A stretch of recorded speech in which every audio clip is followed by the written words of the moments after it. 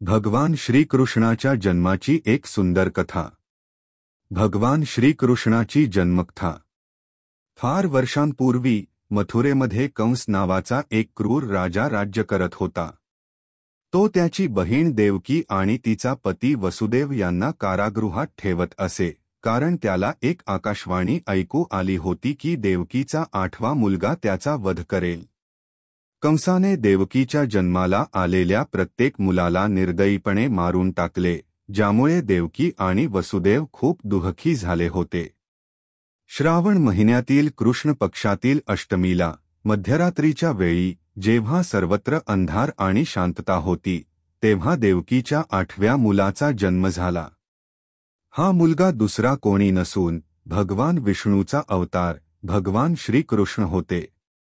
कृष्णाच्या जन्माच्या वेळी एक चमत्कार घडला। कारागृहातील रक्षक गाढ झोपले आणि जड दरवाजे आपोआप उघडले। दैवी आदेशानुसार वसुदेवाने नवजात कृष्णाला एका टोपलीत घेतले आणि त्याला कंसापासून वाचवण्यासाठी गोकुळाकडे निघाला। यमुना नदी खवळलेली होती, पण वसुदेवाने कृष्णाला घेऊन ती पार केली। असे म्हणतात की शेषनागाने कृष्णाला पावसापासून वाचवण्यासाठी त्याच्यावर फणा धरली होती। गोकुळात पोहोचल्यावर वसुदेव नंद महाराजांच्या घरी गेला। तिथे त्याला दिसले की यशोदेला नुकतीच एक मुलगी झाली होती। कृष्णाच्या दैवी योजनेनुसार यशोदा आणि घरातील इतर सर्वजण गाढ झोपले होते।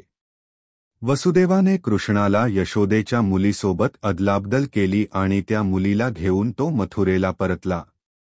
कंसाला जेव्हा देवकीला मुलगा झाल्याचे कळले, तेव्हा तो त्वेषाने कारागृहात धावला आणि त्या मुलीला मारण्याचा प्रयत्न केला।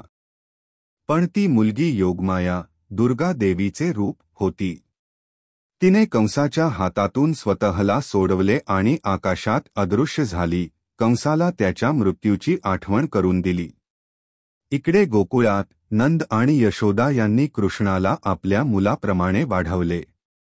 कृष्णाचे बालपण खूप आनंदात आणि खोडकरपणाने भरलेले होते। त्याला लोणी खूप आवडत असे आणि तो आपल्या मित्रांसोबत शेजारच्या घरातून लोणी चोरून खात असे, त्यामुळे त्याला माखन चोर, लोणी चोरणारा असेही म्हटले जाऊ लागले।